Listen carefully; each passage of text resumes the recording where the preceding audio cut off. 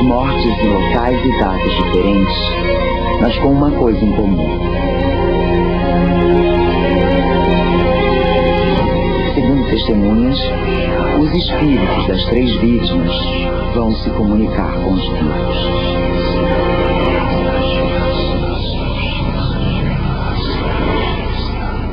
Eles foram unidos pela mesma causa, que seria provar a imortalidade da alma, provar a continuidade da vida, né? Conforme eles provaram através da psicografia. Os espíritos entram em contato com Chico Xavier, o maior médium brasileiro. A psicografia é a ponte que serve àqueles que estão do lado de lá, né, para que eles se comuniquem com aqueles que estão do lado de cá. Eles tiveram uma missão muito importante, porque quando os réus são absolvidos pela notícia que eles trazem, isso é uma missão interessante. Parece que alguns peritos, sem ser avisados de que o que estava a apurar era a validade da psicografia, atestaram a validade de determinados textos como promanando do punho da pessoa já falecida. Vai ficar para sempre nos anais da história mundial, não só do espiritualismo, como na parte jurídica. Porque a carta psicografada por Chico Xavier foi o primeiro documento admitido no Tribunal do Júri, que serviu de prova e que ocasionou a dissolução do acusado.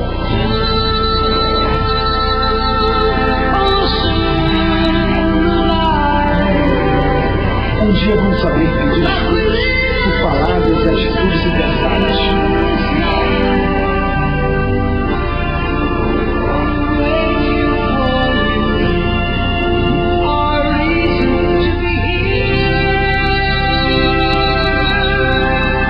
Peço pro meu pai que eu vejo isso tudo que eu contei e que ele não procure culpar ninguém.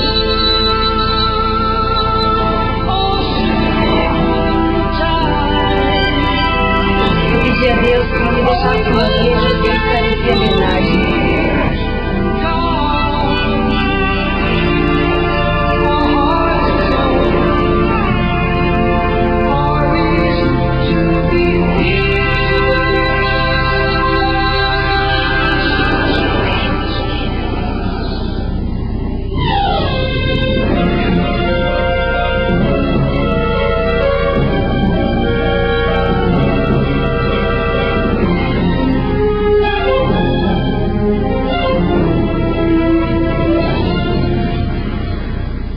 Boa noite. Hoje você vai conhecer uma história em que a justiça se fez de forma incomum. Dentro da série jornalística sobre os crimes que marcaram o Brasil, Linha Direta Justiça mostra 3 casos em que cartas psicografadas pelo médium Chico Xavier, com mensagens das vítimas, foram aceitas como prova pela justiça. A partir daí, 3 acusados de assassinato ficaram livres da prisão. Sobre o destino dos réus, Chico Xavier disse: recebo as mensagens, mas se a justiça acata as cartas como provas, não foi meu pedido. Chico Xavier vivia na cidade de Uberaba, em Minas Gerais. Ele morreu há 2 anos e psicografou mais de 450 livros, traduzidos em 15 idiomas. Chico Xavier é um dos maiores fenômenos paranormais do mundo. As cartas psicografadas por ele, que mudaram as decisões da justiça, ganharam as páginas de jornais dos Estados Unidos e da Inglaterra. Chico atraía multidões em busca de contatos com os mortos. A venda dos livros publicados por ele sustentava asilos e orfanatos. Não apareceu, por enquanto, nenhuma frase resumindo uma filosofia correta de vida como aquela pronunciada por Jesus. Amai-vos uns aos outros como eu vos amei. Isto é, amar sem esperar ser amado. Antes de morrer, ele pediu para que não doassem seus órgãos e disse: Dei minha vida para todos, para encarnados e desencarnados. Acho que tenho direito, na minha morte, de levar ao menos o meu corpo inteiro para mim. Chico Xavier morreu exatamente num dia em que o Brasil estava feliz e em paz. E realmente foi quando o Brasil tornou-se pentacampeão. Ele ainda perguntou o resultado, não assistiu o jogo. Perguntei e tinha certeza que o Brasil iria ganhar. O Chico, através de seu trabalho de psicografia, ele é alvo de estudos científicos. O Chico, através de seu comportamento verificado durante a sua trajetória terrena, ele sintetiza a filosofia espírita através de toda a sua atuação, entrega do seu trabalho imenso social. Essa pessoa passou metade ou mais da metade de sua vida dentro desta missão que está aí, ao alcance de cada um, para que a passagem dele por esta terra como exemplo de amor seja pelo menos um pequeno exemplo do que seja a presença de Deus. Engraçado, eu estou falando para vocês dele agora nesse momento e parece que eu tenho a sensação de que ele anda por aqui, sabe? É até estranho, as pessoas devem... Não sei como é que vão interpretar isso da minha parte. A história de Henrique Emanuel Gregóris. Pra que tá pressa, Henrique? Vamos passar na obra e depois trabalhar. E a meta, filho? Todos os meus amigos têm uma, mãe. Não se preocupe. Ah, não, uma coisa muito séria, filho.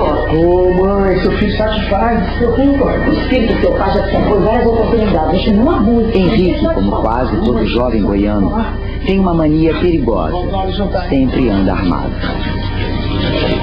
Preocupado com o roubo de material na obra da casa que está construindo, Henrique contrata um vigia. Eu sei, fica de olho aí, hein? Aparentemente, ele era um cara que, eu encaro, eu topo tudo, mas não era nada, não era de briga, não era nada.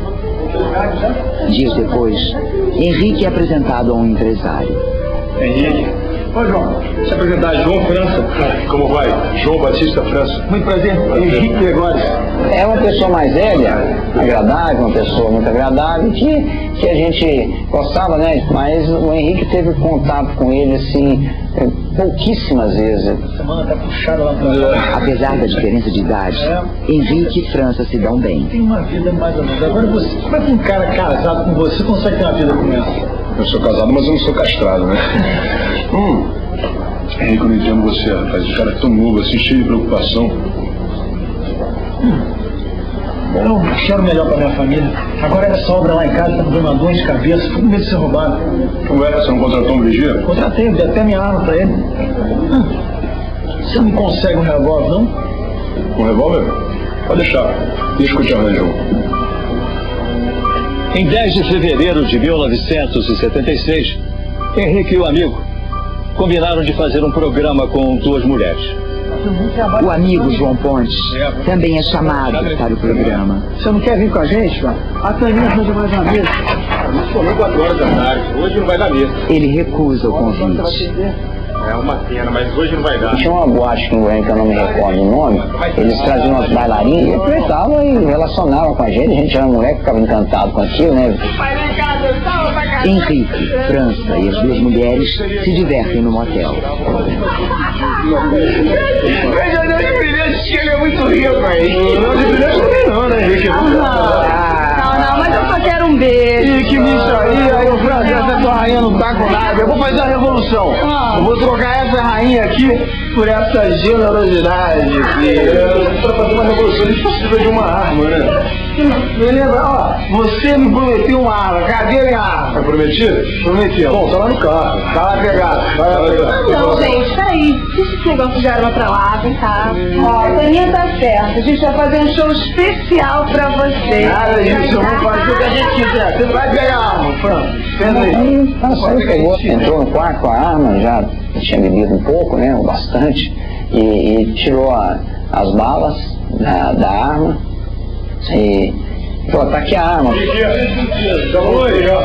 uma surpresa aqui pra gente, olha só que maravilha. Você conhece aquela brincadeirinha chamada roleta russa? Eu já te disse várias vezes. Falando sério, você não pode fechar, vai fechar, joguei fora, vai embora. Olha a surpresa que eu faço. Olha aqui,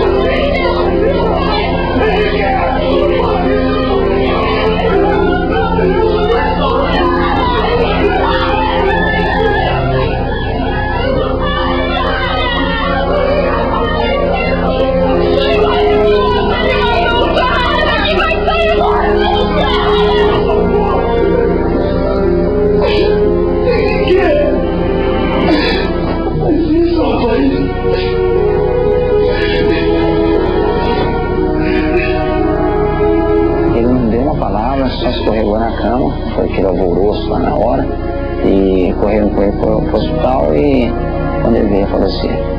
O caso foi registrado pela polícia como homicídio culposo, ou seja, ao atirar, o amigo de Henrique não teve a intenção de matar. O responsável pelo julgamento era este homem, o juiz Olimar de Bastos. O amigo do juiz fez um pedido. Ele não pediu para que eu absolvesse ou condenasse. Você me olha com carinho, porque o João França está sofrendo demais com esse caso. Então eu fui pro fora, lá fora de Piracanjuba. Fiquei sozinho lá com a minha máquina e comecei a bater a sentença. Eu lembro bem que em Piracanjuba tinha um relógio que batia as horas e ouvia a cidade toda. Olimar está na terceira folha quando o relógio marca 9 horas.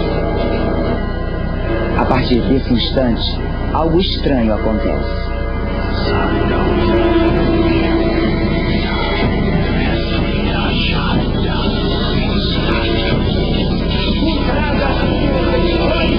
Existem uma lanterna de luz com o objetivo de revelar o relacionamento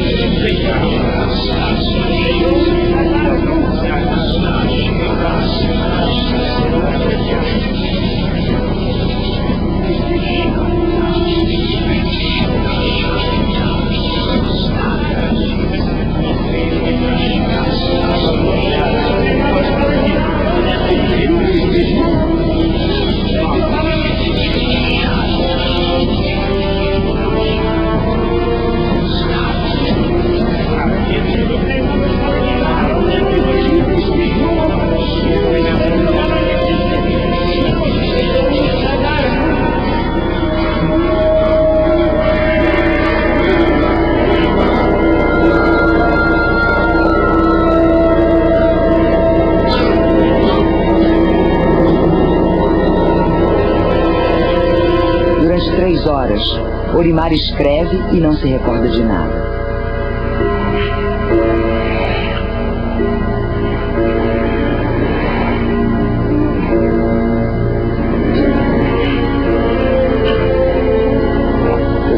Parecia que eu estava em um transe, eu não sei se realmente, mas das 9 horas até a meia-noite eu não me recordava mais. No dia seguinte, ao ler a sentença, Olimar tomou um susto. Da 4ª página até a 9ª foi 9 páginas a sentença. Não tinha um erro da tipografia. E já da primeira 3 havia vários erros. Eu não me senti como se tivesse essa incorporação. Mas que houve algo sobrenatural, alguma coisa que aconteceu. Sabe que a gente faz a decisão analisando. Houve dolo, o dolo é a intenção de querer matar. Eu vi, não houve. Houve culpa. Se ela agiu com negligência, com imprudência ou imperícia, eu também analisei, não houve nada disso. Então, são os casos de fatalidade e acidental. Eu não tive dúvida, consciência tranquila, eu absolvi o rapaz. A sentença do juiz Olimar inocenta João França, o assassino confesso de Henrique. Após a decisão, a dona Agostinha, que era mãe do rapaz falecido, ela havia constituído um advogado, o doutor Vanderlei Nedento, e o Vanderlei ficou indignado. Ele, inclusive, falou comigo: "Pô, Olimar, como você faz uma coisa dessa, absolver um rapaz assim? Eu vou entrar com recurso para o Vanderlei, você faz se quiser." No dia seguinte, a mãe de Henrique recebeu uma importante visita. Calma, já tô indo. Chico Xavier? Com licença, minha filha. Deus ilumine a sua casa, Agostinha. Mas eu estou muito emocionada de receber o senhor na minha casa. Eu vim receber uma homenagem aqui em Goiânia e foi providencial. Porque eu precisava muito falar contigo. Henrique esteve em minha casa em Uberaba e estava muito preocupado contigo. Quem está aí? Eu sei que tem alguém aqui. Quem é você? Henrique Manuel Gregórios. Henrique, o filho de Agostinha. Eu mesmo. E preciso que o senhor me ajude. Avise minha mãe para retirar o processo contra João França. Processo contra João França. Ele é inocente. E essa história toda está prejudicando meu crescimento espiritual. Meu crescimento espiritual.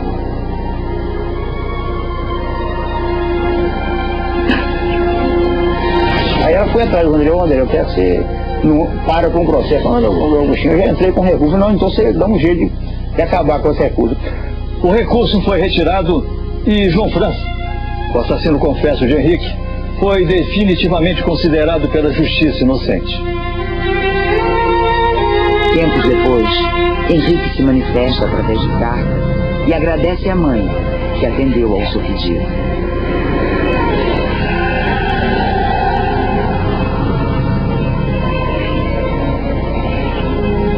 Alô, minha velha.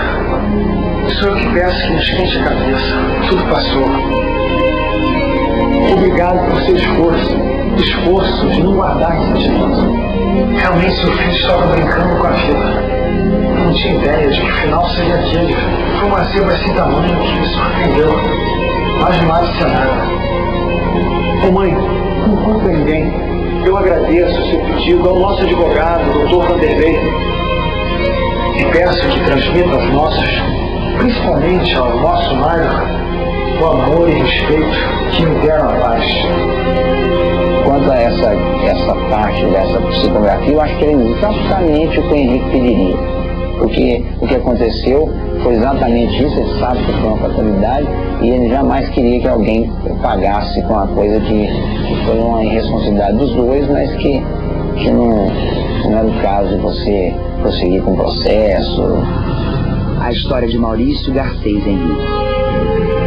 Aos 15 anos, Maurício roubou o carro do pai para se encontrar com um amigo. Caramba! Deixa eu usar, Maurício! Olha a curva, rapaz! Vai lá!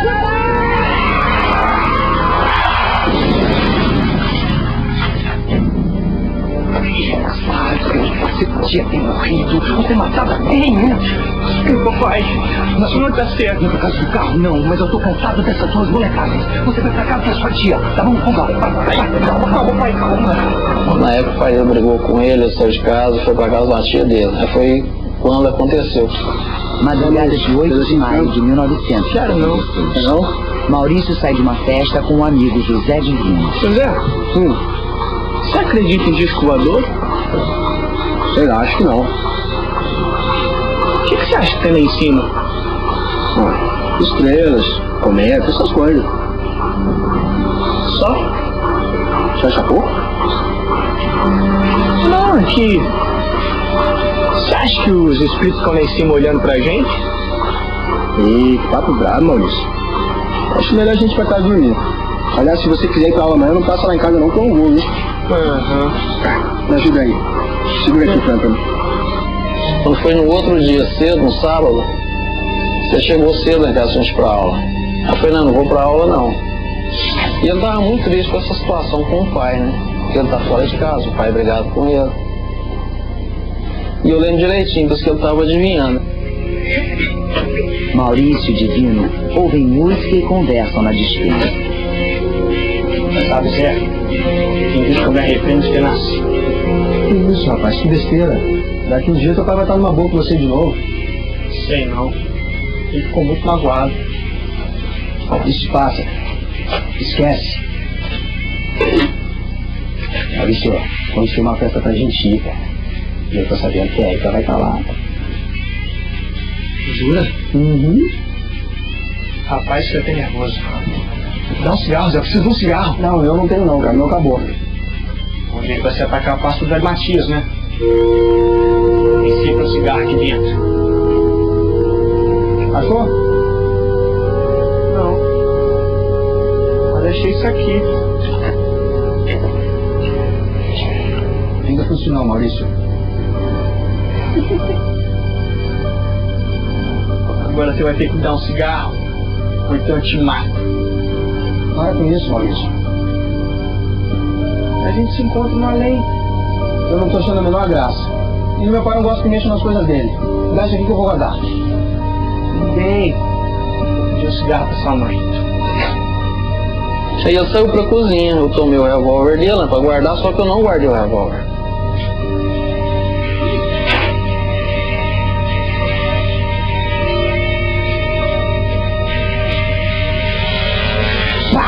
Quer um cigarro, Zé? Quero não.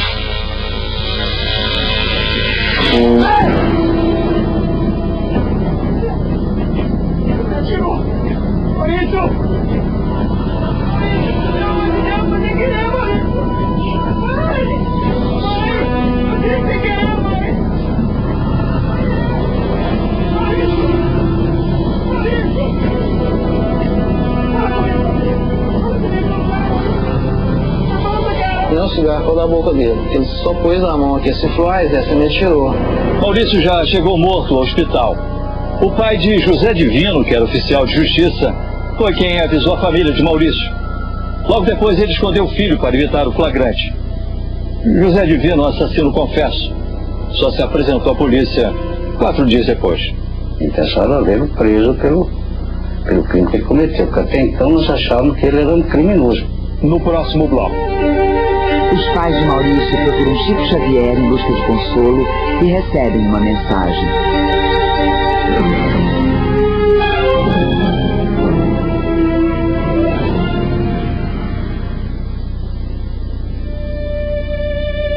Inconformados com a morte do filho, os pais de Maurício vão ao cemitério diariamente durante 1 mês. Vinha pro cemitério, vinha almoçar, acabava o almoço, nós voltávamos pro cemitério, saía de lá à noite. Os pais de Maurício ainda estão em estado de choque quando recebem a visita da mãe de Henrique, o jovem morto com um tiro no motel 3 meses antes. Maurício tinha aula de música com Márcia, irmã de Henrique. Eu precisava prestar minha solidariedade. O Maurício era muito querido lá em casa. A Márcia está sentindo muita falta dele. A nossa dor é muito grande, dona Agostina, muito grande. Eu sei o que é isso. Eu trouxe esses livros para vocês. São livros espíritas? Isso mesmo. Eu sei que vocês são católicos, mas eles vão ajudar vocês a superar a perda. Eles trazem mensagens de conforto e esperança. Nós vamos ver, com certeza. Muito obrigada. Aí eu, meu marido, a gente começamos a ler, pensar, refletir. Aí resolvemos no Chico.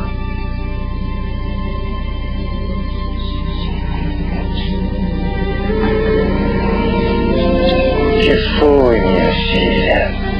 O meu filho, seu Chico, eu não aguento mais de saudade. Eu preciso falar com ele. É preciso ter paciência. E diga o nome dele, a idade, e vamos esperar. Ele se chamava Maurício e tinha 15 anos. Aquele menino de Goiânia que estava brincando com o revólver com um amigo chamado Divino. Isso foi num sábado pela manhã, não foi? Começou a relatar a história pra mim, entendeu? Eu nunca tinha me visto. Porque aquilo ali não é que ele tinha visto no jornal, é porque ele estava tendo aquela visão ali, estava me falando. Ele podia estar aqui vendo, além de mim, mais umas 5 pessoas e dando nome a cada uma dessas pessoas e dizendo que parentesco essa pessoa tem comigo. Os pais de Maurício começaram a frequentar um grupo espírita. Eles receberam pequenos bilhetes em que o filho dizia estar bem e prometia escrever assim que fosse possível. Durante quase 2 anos, os pais de Maurício continuaram querendo a punição do assassino do filho. Os pais de Maurício recebem a primeira carta do filho. A partir daí, eles aprendem a perdoar. Queridos papai, mamãe, Maria José e Nádia, que Deus nos abençoe. Estou aqui com meu avô Henrique e peço a vocês coragem e resignação. Preciso lembrar de Deus nos acontecimentos da terra. Faço um pedido. Não fiquem pensando na minha volta para cá, criando sentimentos tristes. José Divino não teve culpa no meu caso. Se alguém deve pedir perdão, sou eu, pois não devia ter ficado brincando ao invés de estudar. Prometo melhorar para fazê-los tão felizes quanto eu puder. Sou seu filho, irmão saudoso e agradecido, Maurício Garcês Henrique. E ele assinou, mas eu não conhecia a assinatura do Maurício, nem eu, nem minha esposa, nós não sabíamos da assinatura dele. Pensamos aqui, por acaso, quando a minha esposa foi procurar os documentos dele, a identidade dele era idêntica. Quais são as cartas do Maurício? A que o Chico psicografou. E nós, logo na primeira mensagem, nós reconhecemos que realmente estava falando a verdade e que o Zé Divino merecia perdão e nós perdoamos o Zé Divino.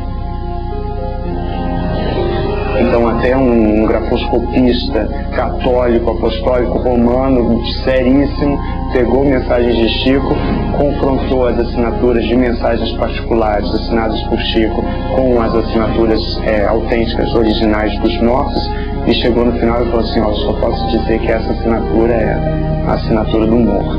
A polícia continuava investigando o caso e os peritos concluíram que a versão de disparo acidental dada pelo acusado José Divino poderia ser aceita. O caso, coincidentemente, também foi parar nas mãos do juiz Olimar de Bastos, que já tinha absolvido outro réu a partir de mensagens psicografadas pelo médium Chico Xavier. Junho de 1980. O acusado, José Divino, é levado a júri popular e é absolvido por 6 votos a 1. Até hoje, ele agradece a Maurício. Decidiu os 6 votos a 1 que o réu José Divino Nunes é inocente. O que eu posso falar é, para ele, agradecer ele pela amizade que ele teve por mim, por ele ter vindo, feito o que ele fez, que na época era palavra minha, não tinha testemunha, não tinha nada, né, contra o promotor. Pouco depois da absolvição de José Divino, o juiz Olimar de Bastos recebeu um telefonema da mãe de Henrique, o jovem que tinha morrido com um tiro no motel. Ela avisou o juiz que o médium Chico Xavier queria ter um encontro com ele.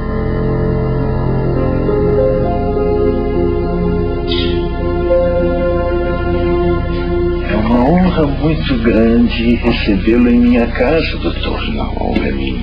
Eu sempre tive muita admiração e respeito pelo seu trabalho. E eu pelo seu.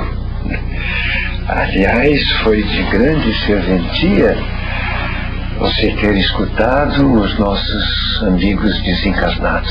Só fiz a minha obrigação e julguei de acordo com a minha consciência. E as de nossos colegas que não estão mais aqui. Como assim?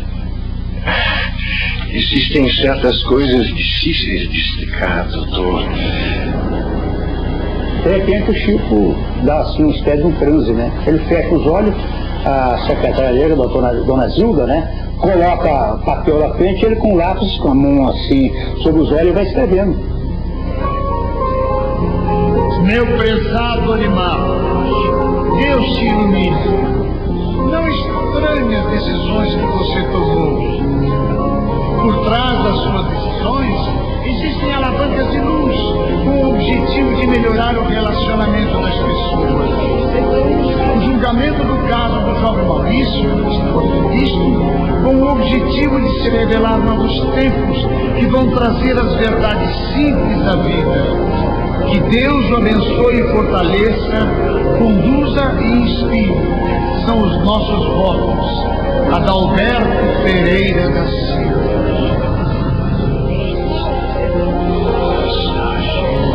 A carta psicografada por Chico Xavier era do espírito do juiz Adalberto Pereira da Silva, que tinha morrido muito antes de Olimar de Bastos ser juiz. Na mensagem, o espírito citava ainda o nome de outras 14 autoridades que atuaram na região de Goiás e que já tinham falecido há muitos anos.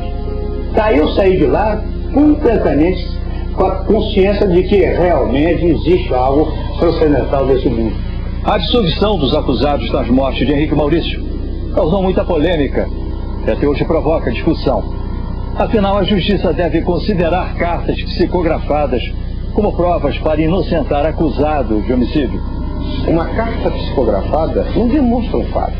Não se tem meios de comprovar de que aquela carta efetivamente foi escrita ou inspirada por um espírito já desencarnado. Eu vou ficar meio neutro. Hoje, na época eu acreditei.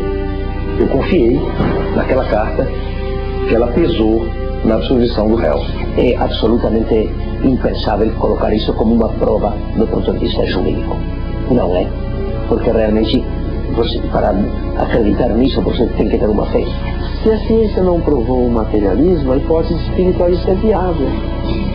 Você precisa pelo menos aventar a possibilidade de a questão espiritual ser uma realidade.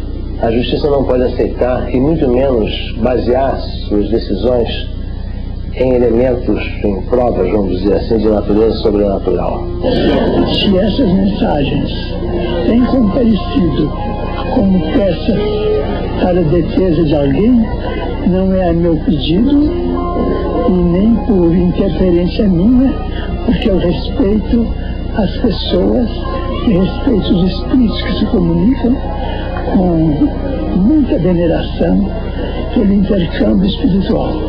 Apesar das opiniões contrárias, em junho de 1985, no Mato Grosso do Sul, o corpo de jurados absolveu por 7 votos a 0 o réu João de Deus, que tinha sido acusado de matar sua mulher, a ex-vice Campo Grande, Gleide Maria Dutra. Embora a inocência de João não fosse unanimidade entre as testemunhas, os jurados, mais uma vez, foram influenciados por uma carta da vítima, psicografada por Chico Xavier. A história de Gleide Maria Dutra. João de Deus, que estava em prisão preventiva, é beneficiado por habeas corpus e vai procurar Chico Xavier. Ela é uma miss? A sua Gleide Maria está aqui com a gente. Está dizendo que está tudo muito bem, só que não quer que você chore mais. Ela vai escrever para você. Fique com Deus. Ele saiu do quartinho, era 3 horas da manhã e começou a psicografar até as 5h30 da manhã, mais ou menos. E a terceira carta era dela. Querido companheiro e esposo de coração, eu mesma pedi a Jesus que me permitisse não me afastar do corpo sem que eu pudesse esclarecer a verdade. Eu sentei na cama quando eu notei que você tirava o cinto cuidadosamente.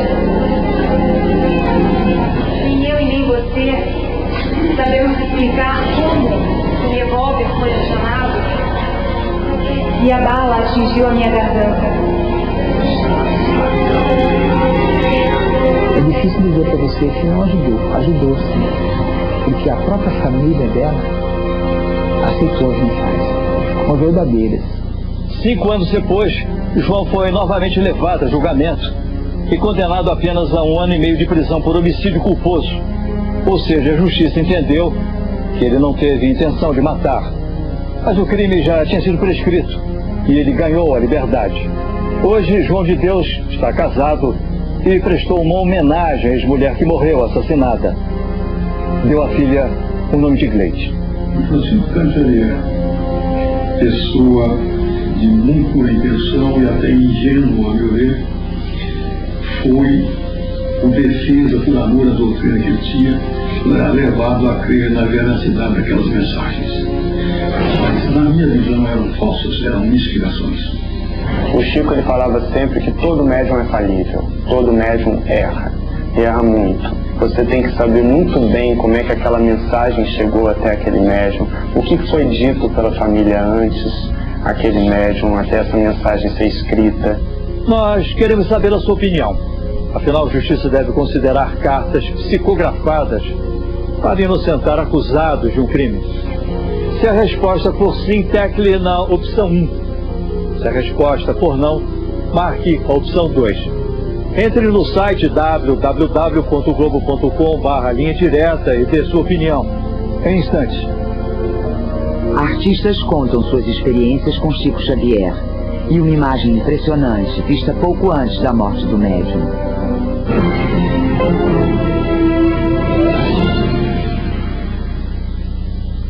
Apesar da polêmica causada pelas cartas de Chico Xavier, milhares de pessoas são gratas ao médium por terem se comunicado com parentes mortos. Uma delas é a atriz Nair Belo, que perdeu um filho num acidente de carro e recebeu cartas dele. Tem uma passagem, por exemplo, em dezembro,